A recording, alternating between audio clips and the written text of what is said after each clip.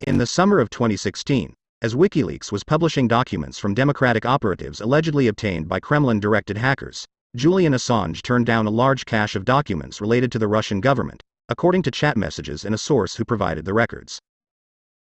WikiLeaks declined to publish a wide-ranging trove of documents, at least 68 gigabytes of data, that came from inside the Russian Interior Ministry, according to partial chat logs reviewed by Foreign Policy.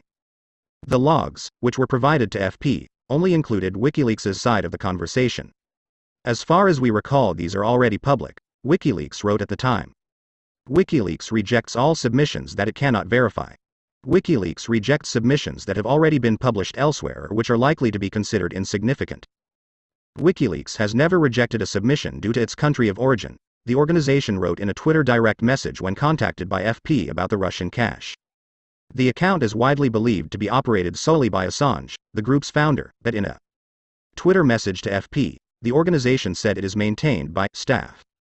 In 2014, the BBC and other news outlets reported on the cache, which revealed details about Russian military and intelligence involvement in Ukraine. However, the information from that hack was less than half the data that later became available in 2016, when Assange turned it down. We had several leaks sent to WikiLeaks, including the Russian hack.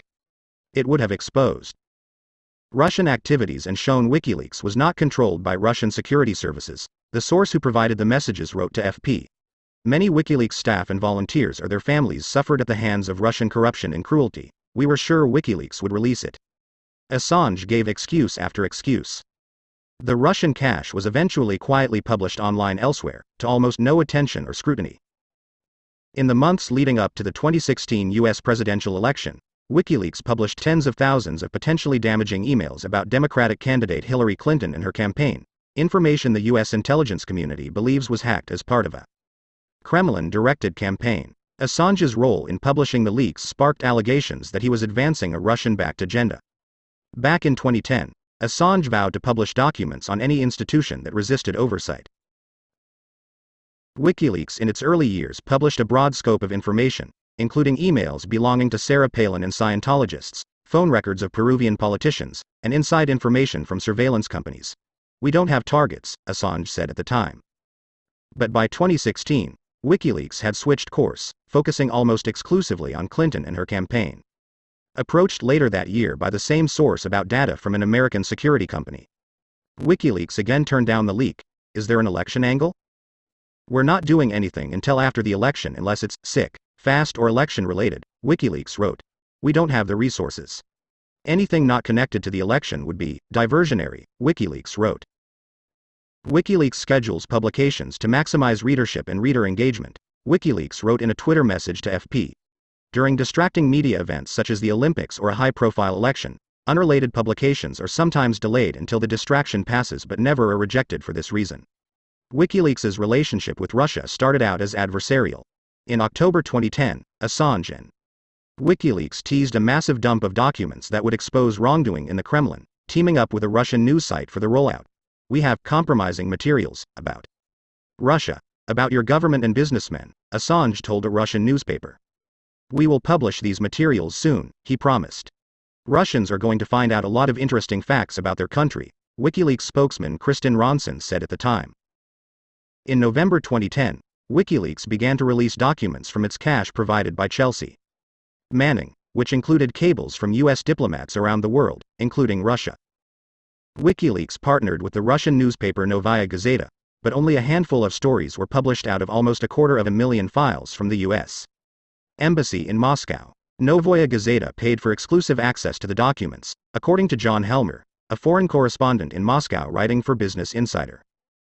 WikiLeaks says there was no financial aspect to the publishing partnership with Novaya Gazeta, which did not respond to a request for comment. We do not have insight into the publication decisions of Novaya Gazeta, WikiLeaks told FP. Meanwhile, Assange's position on Russia was evolving. Assange in 2012 had his own show on the Kremlin-funded news network RT, and that same year, he produced episodes for the network where he interviewed opposition thinkers like Noam Chomsky and so-called cypherpunks. Questions about Assange's links to Russia were raised last year, when the Daily Dot reported that WikiLeaks failed to publish documents that revealed a €2 billion transaction between the Syrian regime and a government-owned Russian bank in 2012.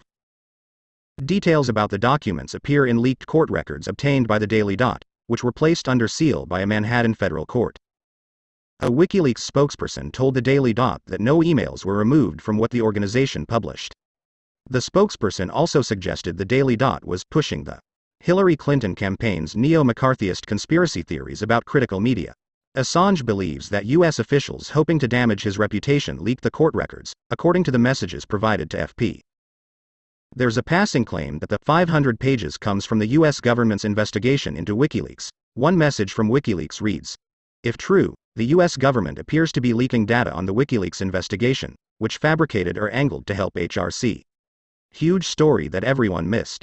WikiLeaks again told FP that the story is false, but did not elaborate.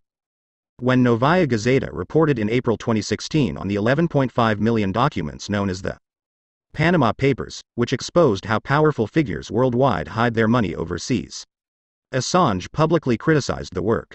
He suggested that reporters had cherry-picked the documents to publish for optimal Putin bashing, North Korea bashing, sanctions bashing, etc., while giving Western figures a pass.